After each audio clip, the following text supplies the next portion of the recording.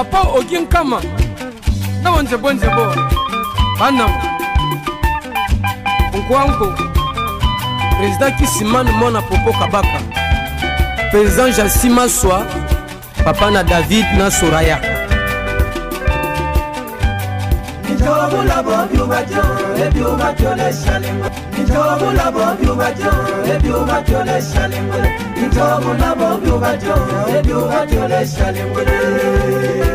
Père de Timaswa.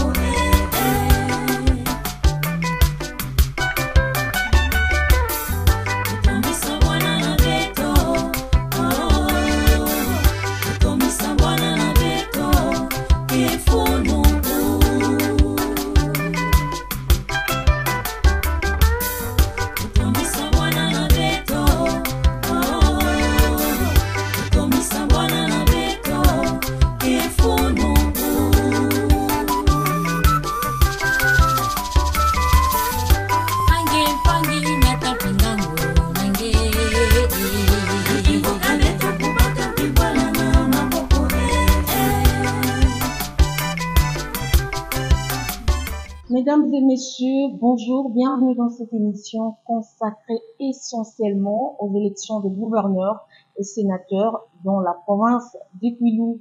Nous avons le réel plaisir de recevoir pour vous, les sénateurs, Papi Labila, quelques jours après la fièvre électorale dans cette partie du pays. Honorable Papi, le sénateur Papi Labila va échanger avec une équipe de journalistes ressortissants de la province de Kwilu. À ma gauche, c'est le confrère Fizo Ilapi Ongabar, il est de la RTGA. À ma droite, Lontin Yambeng, il est de la radio Okapi. Nous allons nous entretenir avec le sénateur Papi Labila autour de 4 sujets, à savoir les infrastructures dans la province de Kwilu, notamment à Idiofa, son élection à la députation provinciale dans le territoire d'Idiofa, bien évidemment, et aussi les élections sénatoriales dans les chefs-lieux de la province de Kwilu. Nous allons également aborder avec lui, il va nous parler de sa vision globale autour de la province de Kwilu et sa relation interpersonnelle avec d'autres politiciens de l'espace Grand Bandundu et c'est d'Idiofa. Honorable Papi Labila, bonjour et bienvenue dans cette émission. Bonjour, merci. Honorable sénateur Papi Labila, première question, où en sommes-nous aujourd'hui avec les infrastructures routières dans la province de Kwilu, notamment à Idiofa? Il y a quelques projets qui ont déjà été initiés et aussi il y a d'autres projets que nous voulons faire le plaidoyer. Alors, en termes de projets déjà initiés, il y avait des projets de route en terre entre Bongata et Bambinouville, RN17. Les travaux entre Petit Kassai et Buyungu. Les travaux entre, cette fois-là, Njili Bachamba, en passant par Kipit, c'était des travaux de renforcement et de bouchinage. Les travaux de la RN20 entre Ingout et Idiofa, et aussi des routes en terre entre Idiofa et Mokonda.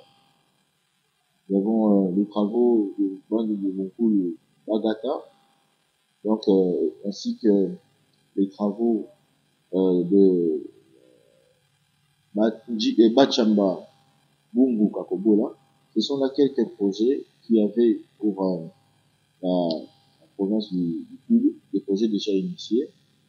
Et l'état actuel de ces projets, d'abord pour la RN17 entre Mont-Gatalan et Léville, les travaux sont à l'arrêt suite à problème d'insécurité causé par le Mogondo. Mais les travaux également entre Petit Kassai et Bulungu, entre Bungu, Bachamba Bungu et Kakobola, ainsi qu'entre Idiofa et Bokonda, avancent timidement parce qu'il y avait eu certains soucis liés au paiement.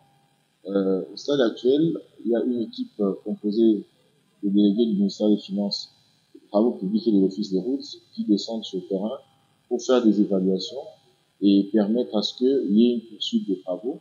Je précise que ces travaux-là sont des travaux de route en terre pour permettre quand même une certaine mobilité des populations. Et pour la RN20 entre Ingrid et Diofa, je pense que la population qui est sur place avait déjà constaté qu'il y avait une première phase qui consistait aux travaux de l'entrée de la cité du Diofa. Ces travaux ont été réceptionnés. Il y avait une deuxième phase qui concernait les travaux en partant de Ingrid pour 2 km 230. Ces travaux ont également été réceptionnés. Au moment où je vous parle, depuis la semaine passée, il a été signé un PV entre l'entreprise chinoise CISC ainsi que l'État congolais pour la poursuite de ces travaux. Au stade actuel, déjà des études ont été validées pour à peu près 10 km. Donc, les travaux vont se poursuivre pour atteindre le PK12 plus 230. Et les études sont en train d'être poursuivies pour les sections partant du PK12, là où les travaux vont s'arrêter, jusqu'à arriver à la cité du Dauphin. Donc, je peux dire qu'il y a quand même un gain d'espoir. Donc, la population peut espérer, et nous aussi, en tant que leader politique, en tant que aussi élu du peuple, nous allons continuer à faire les plaidoyers auprès des autorités, du ministère des Travaux publics, de l'Agence congolaise des grands travaux, de l'Office des routes, ainsi que du ministère des Finances pour le parachèvement de ces travaux. Vous aviez promis à la population du Diofa, qui est aujourd'hui votre base électorale naturelle, que vous alliez relancer les travaux du stade du Diofa. Où en sommes-nous aujourd'hui? Alors pour le stade du Diofa, ce n'est pas vraiment réhabiliter l'ancien stade, c'est une construction nouvelle. Donc au moment où je vous parle, l'entreprise chinoise est déjà à Diofa, elle est en train de s'installer, les études sont en train d'être réalisées, en tout cas les études avancent très bien, et il y aura après cette phase d'études quand même une phase d'expropriation parce que c'est un problème qui m'a été beaucoup posé par la population. Les parcelles qui seront impactées par les projets, donc seront indemnisées.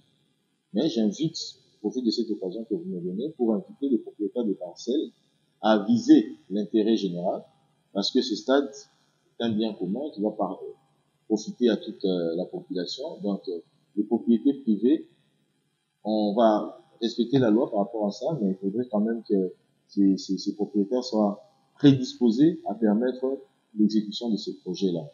Donc, les travaux du stade vont commencer incessamment. Et ils sont déjà budgétisés. CISC et SICOMIN ont déjà disponibilisé des avances pour permettre l'installation de l'entreprise qui sera chargée de l'exécution des travaux et les débuts effectifs de ces travaux. Parallèlement à ça, parce qu'on a parlé de la partie infrastructure, il y a des travaux pour lesquels nous sommes en train de faire un plaidoyer, c'est déjà au niveau des études, c'est la route Kanzombi à Kikwit, et puis la réhabilitation de l'hôpital général de référence de Kikwit, qui est déjà en train d'être fait, les travaux ont été lancés, nous sommes en train de suivre ces dossiers. Nous suivons également le dossier du parachèvement des travaux de construction du stade de Kikwit à Kazamba. Les dossiers se trouvent présentés au ministère du Budget. Nous attendons que les dossiers soient signés pour permettre à ce que les gradins télescopiques qui ont été commandés puissent être installés. Bon, merci beaucoup, honorable.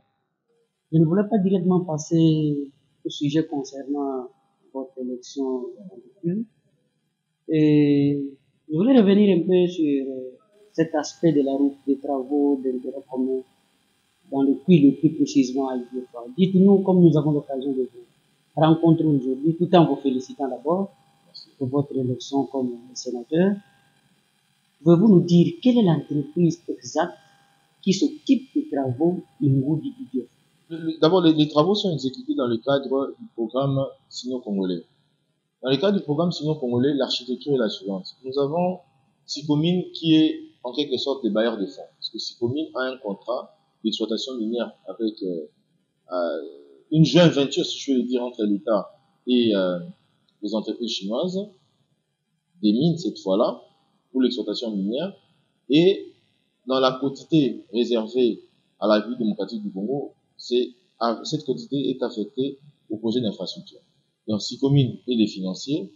La CGT, c'est le maître d'ouvrage délégué, c'est celui qui suit au quotidien les travaux.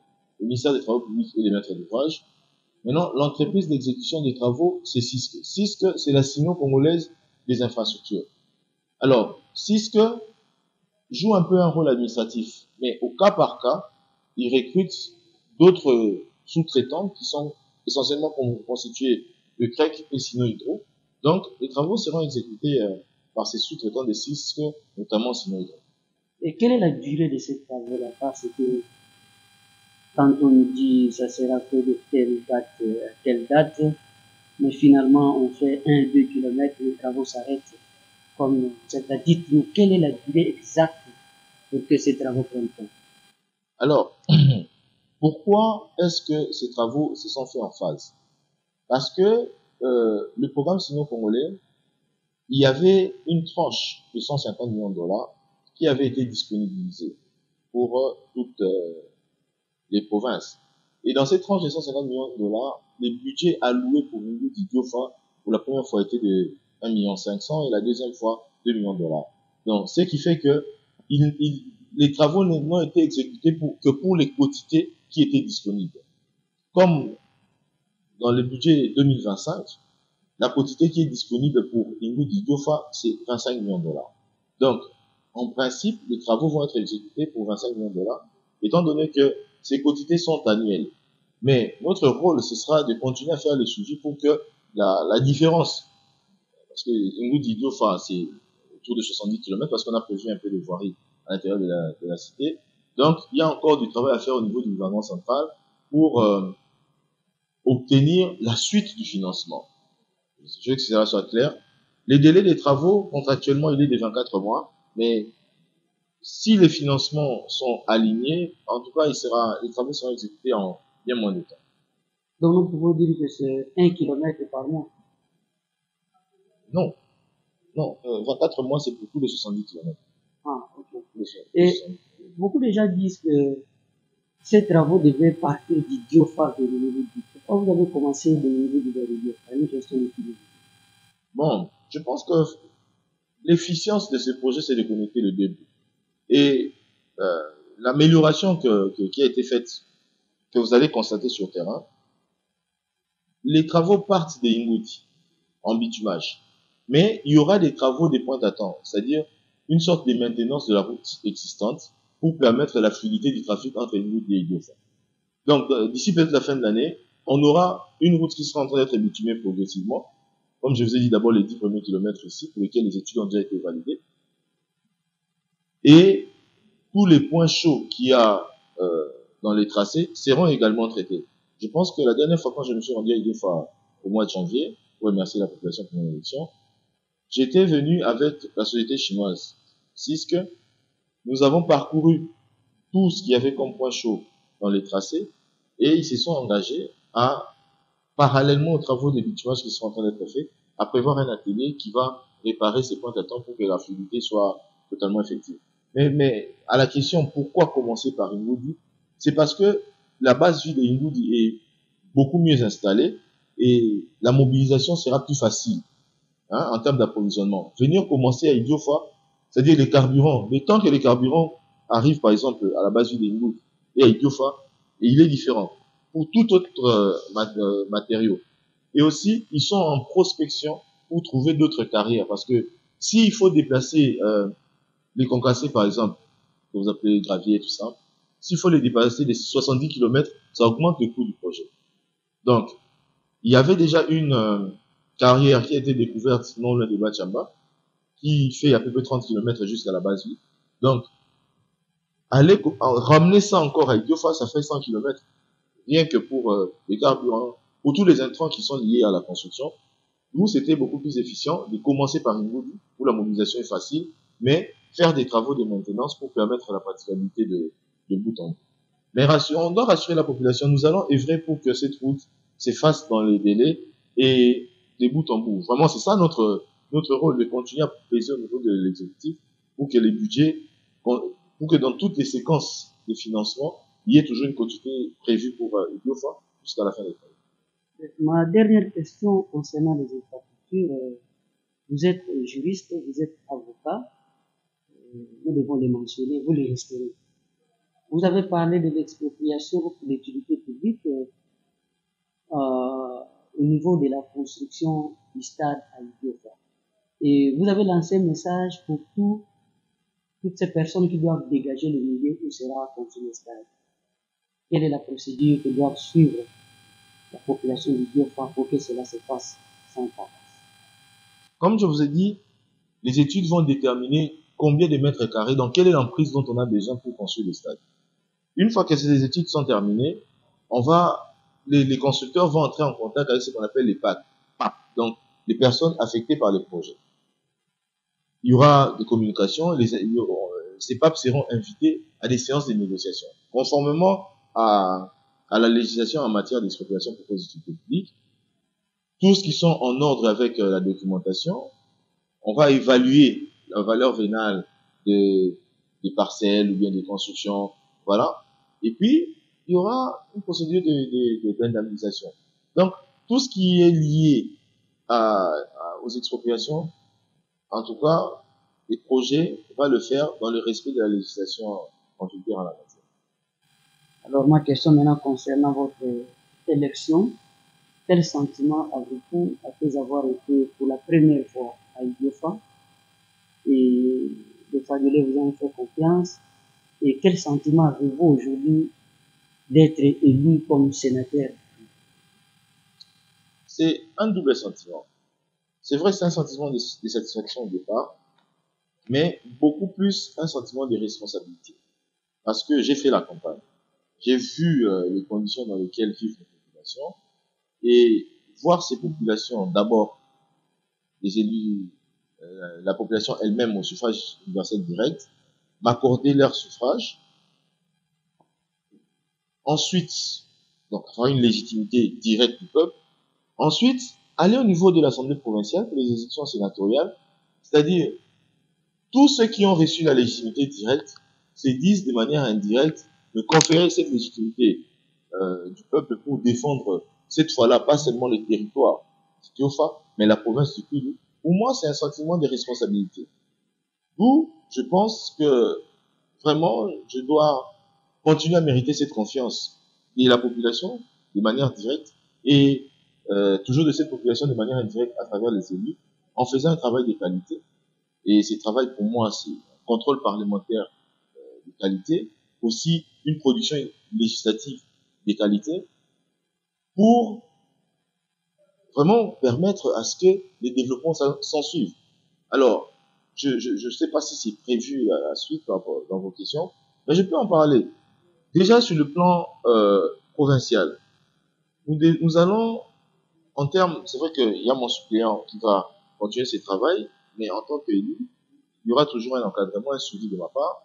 Nous aurons très prochainement, au niveau de l'Assemblée provinciale, un édit pour essayer de réglementer les acquisitions des terres dans la province du Kwilu pour éviter, prévenir ce qu'on peut appeler des conflits interethniques suite à la mauvaise gestion du domaine foncier.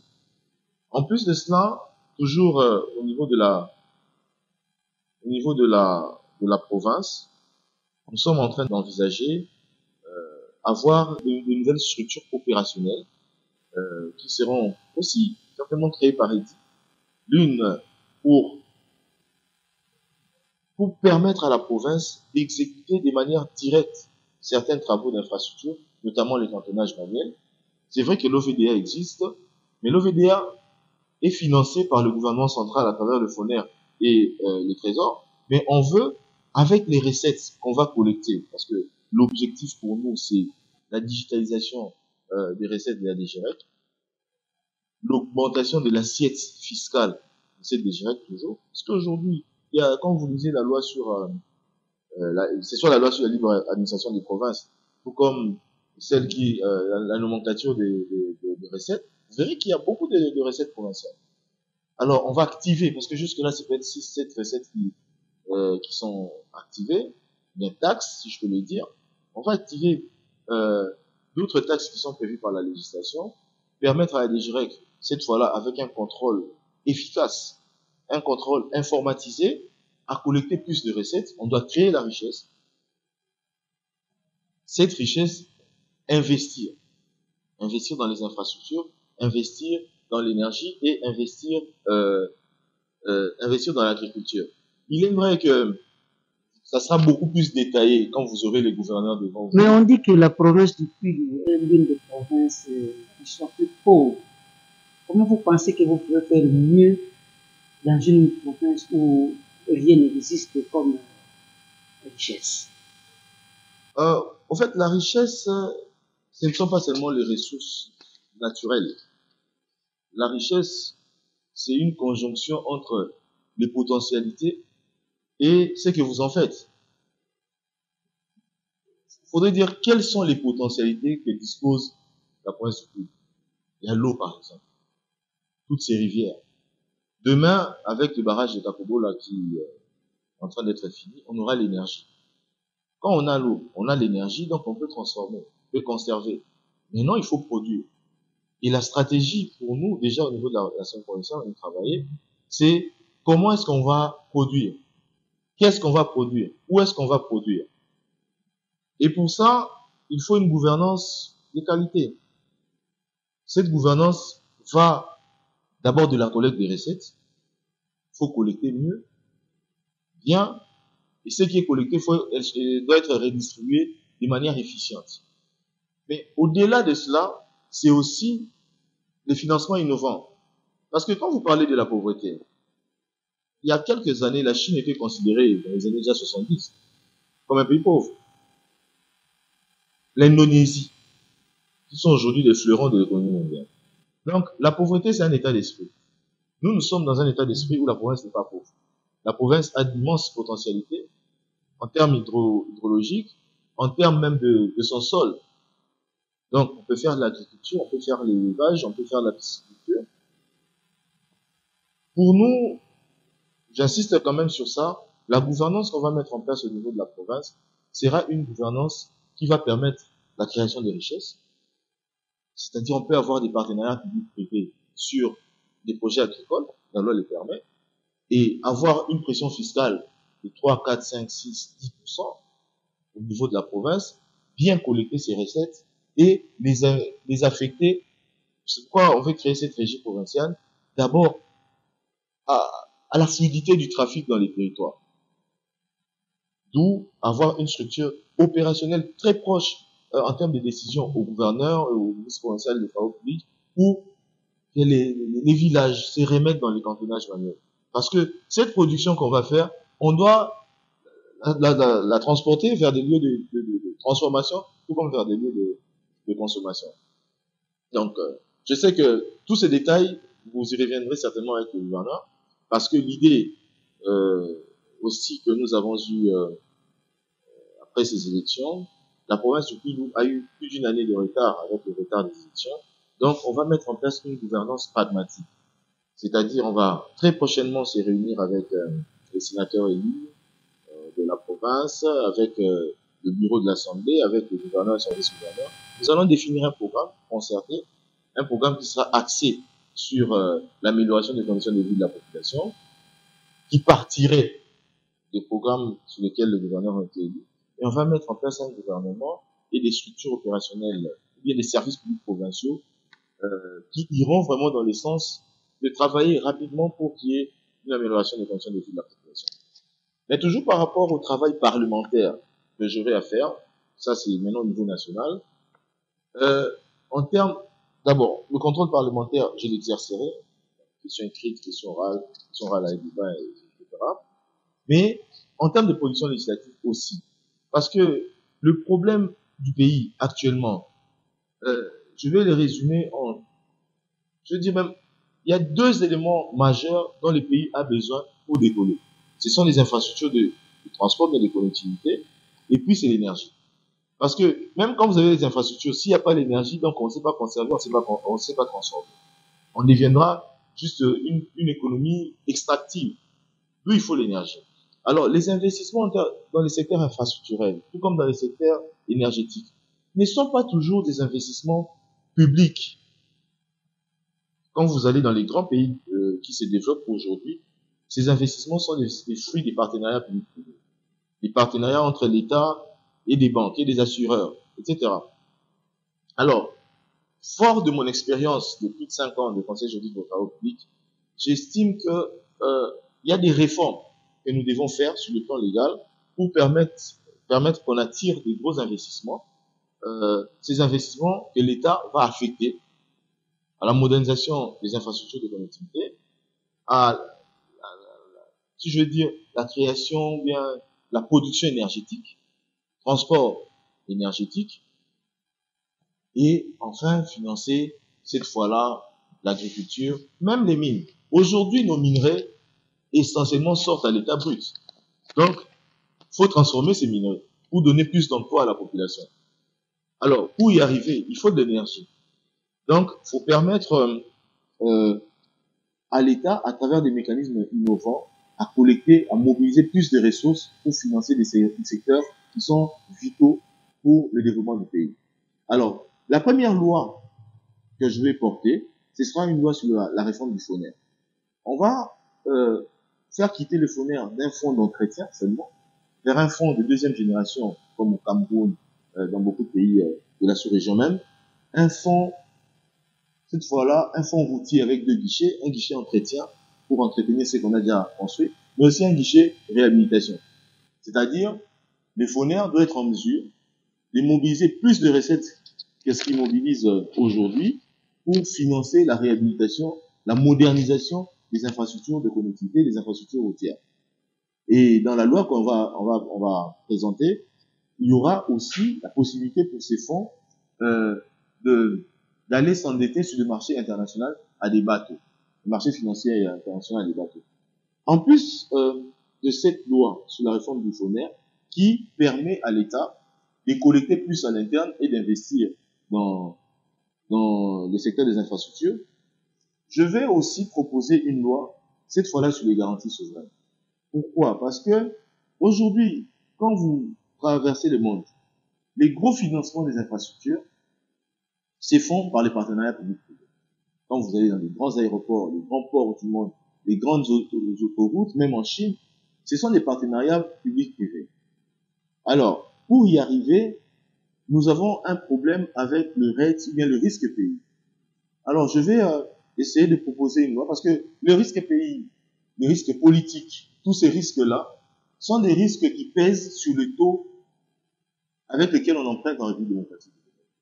Je vais donner un exemple, un petit exemple banal. Quand tu veux aller faire un prêt aujourd'hui dans les marchés bancaires locaux ici, tu n'es pas en dessous de 16%. Donc, c'est très grave. Alors que dans les marchés financiers internationaux, tu peux emprunter à 3%, à 2%, à 1%.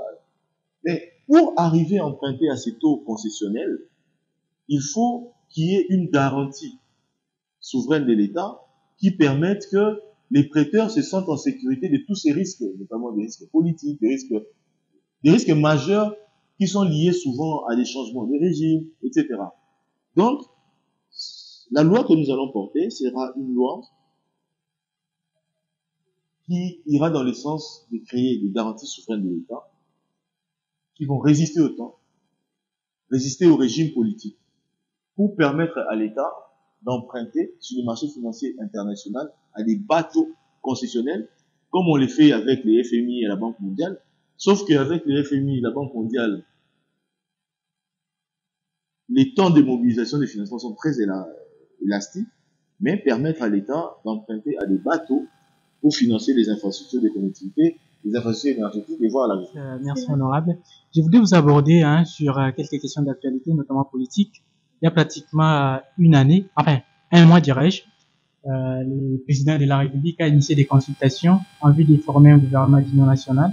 Le but est de renforcer la cohésion nationale dans ce contexte marqué par la crise sécuritaire de l'Est du pays. Mais certains politiques, notamment ceux d'opposition, n'ont pas salué cette initiative. Ils estiment que c'est juste une stratégie que le chef de l'État a mise en place pour renforcer son leadership qui a affaibli. Vous, en tant que sénateur nouvellement élu de la province du Pays, quelle lecture faites-vous de ces refus de quelques opposants de participer à des pourparlers qui ont pour but de renforcer la cohésion nationale? J'estime que, d'abord, d'entrée de jeu, toutes les guerres du monde se sont soldées par des négociations. Il n'y a aucune guerre qui ne s'est pas soldée par des négociations. D'ailleurs, l'ONU, dans sa forme actuelle, fait partie de la Société des Nations, etc. C'est le fruit d'un consensus, d'un compromis entre des ex-belligérants. Donc, la guerre ne se termine que par des négociations. Alors, ceux qui remettent en cause les formats, etc., moi je pense que ça peut toujours être amélioré.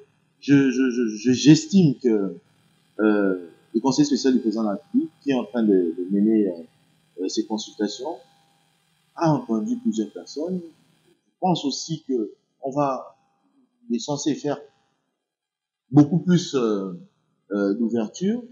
Pour moi, les consultations, les négociations sont la clé pour mettre fin définitivement à ces conflits. Mais je vais plus loin. La France et l'Allemagne se sont battus pendant plusieurs décennies.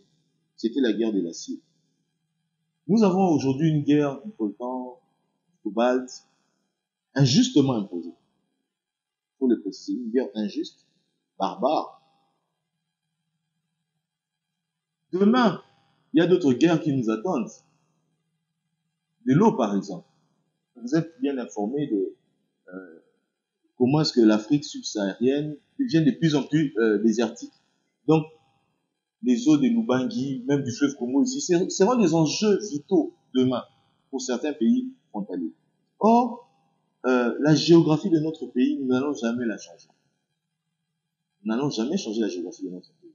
Donc, j'invite l'intelligence congolaise à réfléchir, à anticiper ces guerres-là.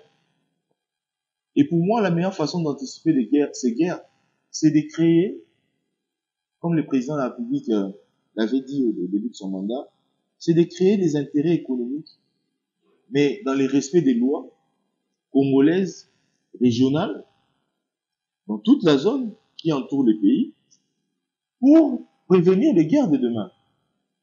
C'est ce que la France et l'Allemagne ont fait pour la guerre de la Chine. Ça, c'est en termes de prospective.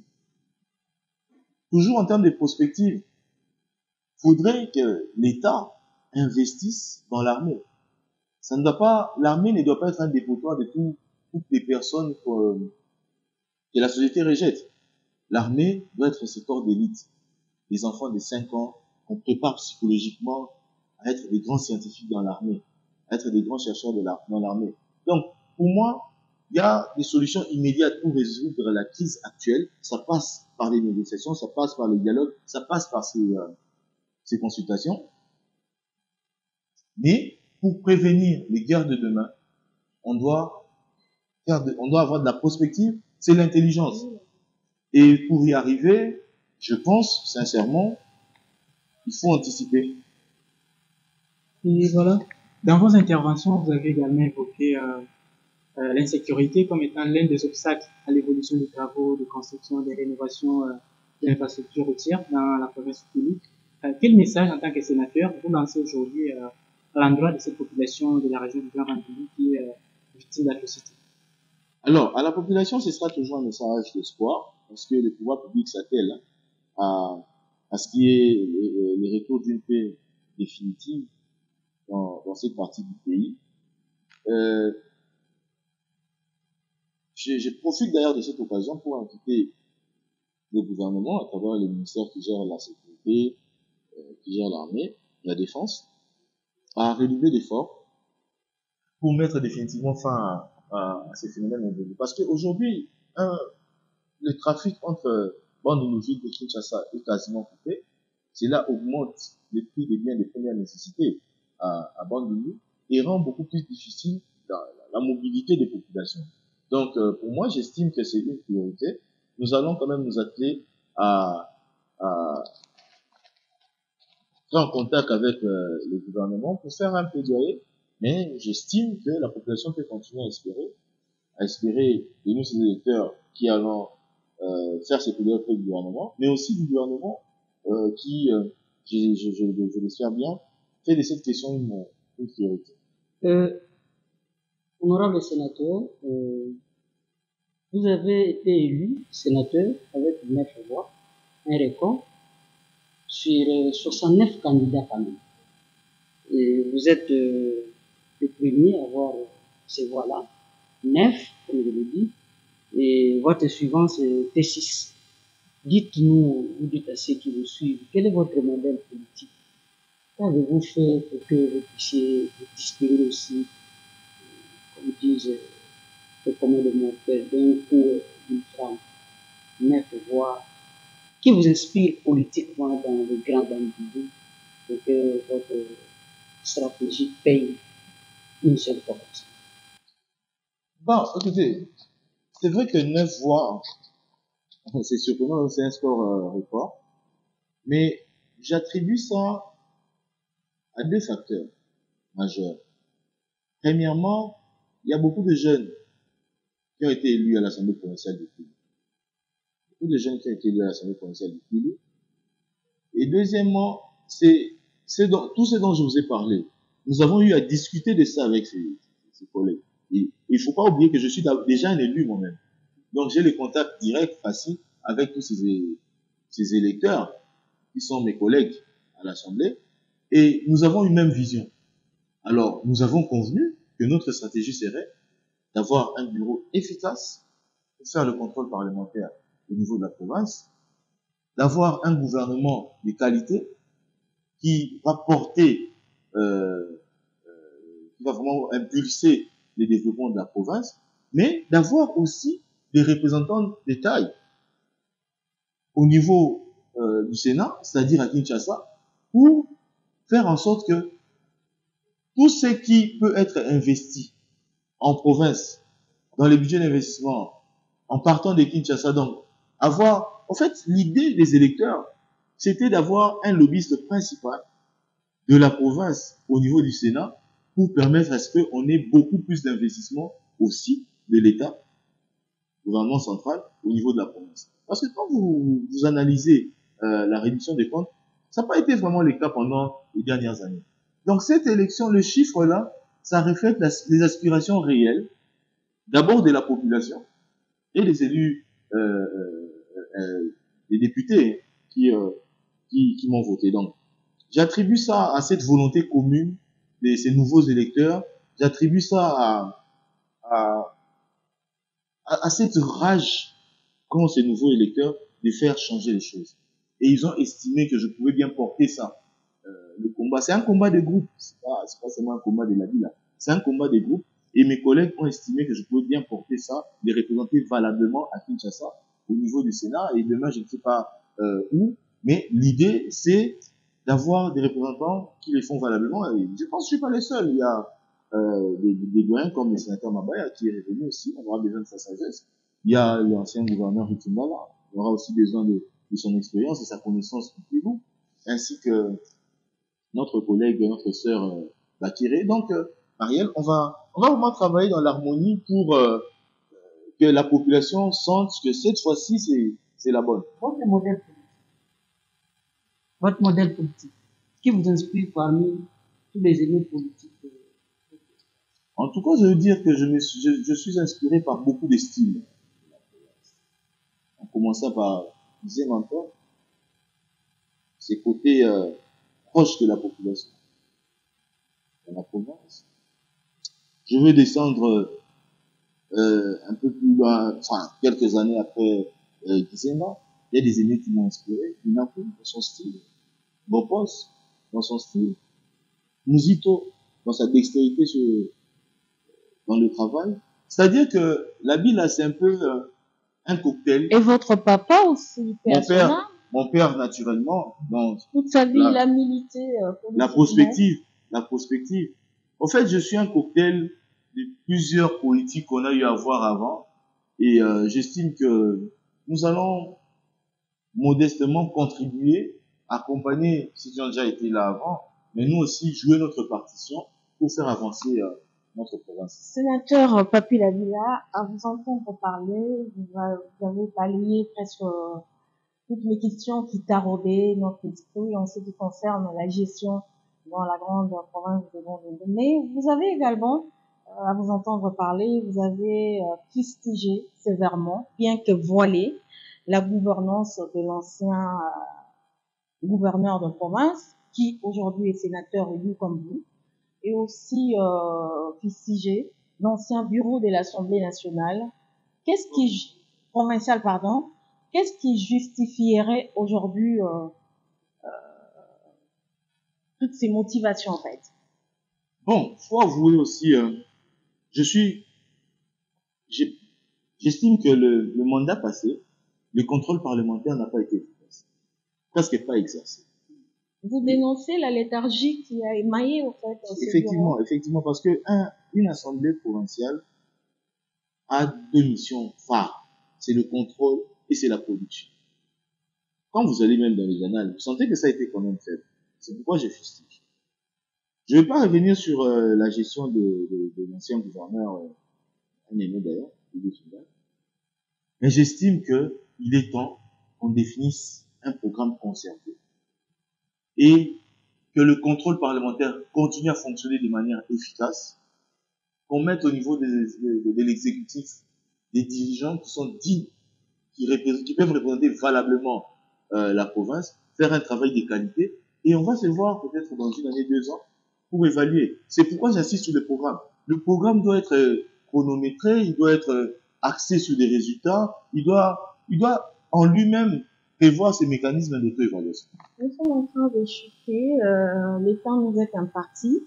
Quelle est votre vision globale aujourd'hui en tant que sénateur de la grande province de Kwilu et aussi votre relation interpersonnelle avec d'autres acteurs politiques de la province du Grand Bandundu, ex-Grand Bandundu aujourd'hui, particulièrement la province de Kwilu? Non, en tout cas, j'entretiens de très bons rapports avec, je dis presque tout le monde. Kwilu, du Kwango, du Maïndombe, Aïdiofa, je suis en très bon terme avec, je vais parler des élus par exemple, partant de l'honorable Nyoki, honorable Mouzaza, honorable Moupassa, maître Boris, en tout cas tous nos élus nationaux, madame Maman Tipot, je suis en très bon terme avec tout le monde. Pareil avec les élus provinciaux, l'honorable Poupel, Wawende, Moutui, je peux citer tout le monde.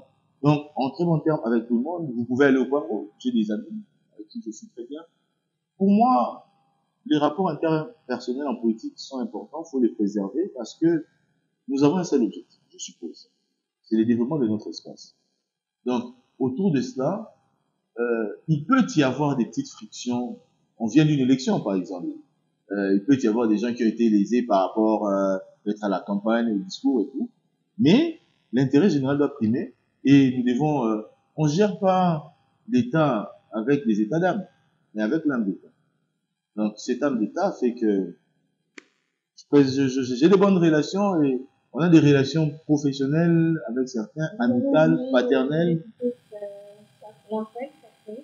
Non, j'ai commencé par lui. Lui, je veux dire, c'était un grand partenaire à moi et qui on réfléchit très souvent sur la province. Mais il y a aussi des aînés qui ne sont pas élus actuellement. L'honorable Urbain Minapou, l'ancien vice-premier ministre Ngopos. En tout cas, il y en a tout plein. Je peux aller même à Massimaniba, le VPM de l'intérieur. Donc, nous avons des bons rapports, l'honorable Kike. Nous avons des bons rapports avec tout le monde. Et l'intérêt de la province prime, l'intérêt de notre espace prime. Nous devons travailler dans la cohésion Parce que la politique, j'estime, c'est un jeu de rôle. Chacun a un rôle à jouer. Je disais ça même à la campagne. La bouche a 32 dents. Chaque dent a son rôle.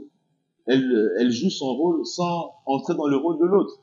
Donc, il y a de l'espace pour tout le monde.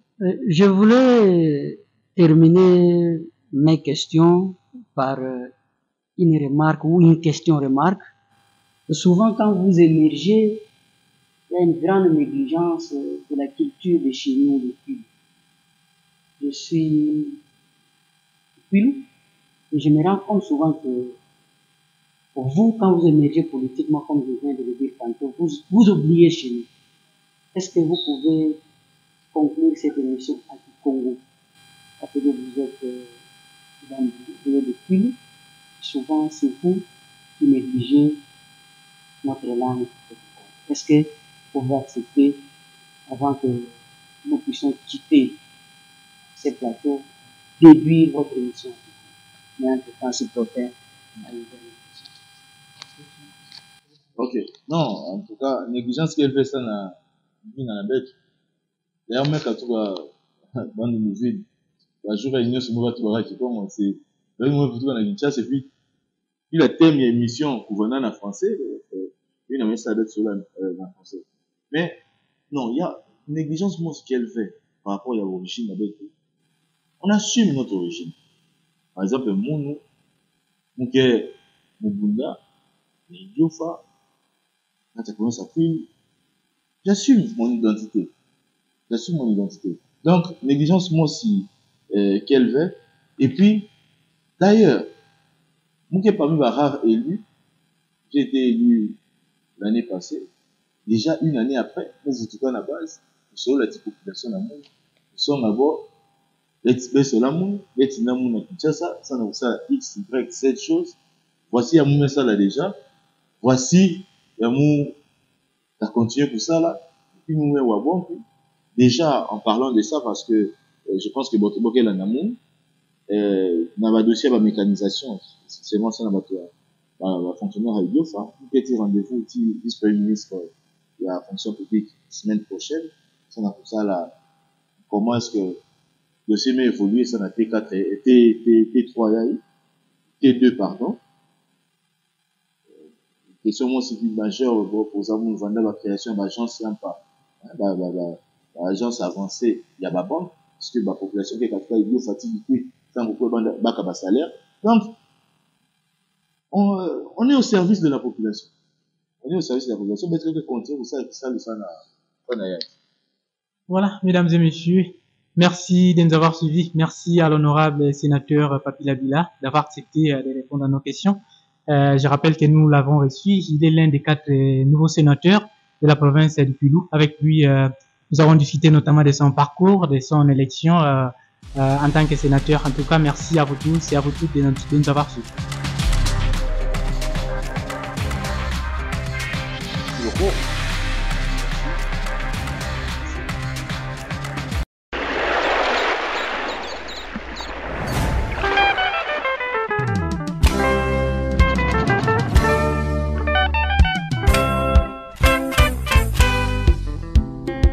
Papa Ogin Kama, na wanze bo, Anam, Nkwanko, Président Kisimane Mona Popo Kabaka, Président Jassima Soa, Papa na David na Soraya.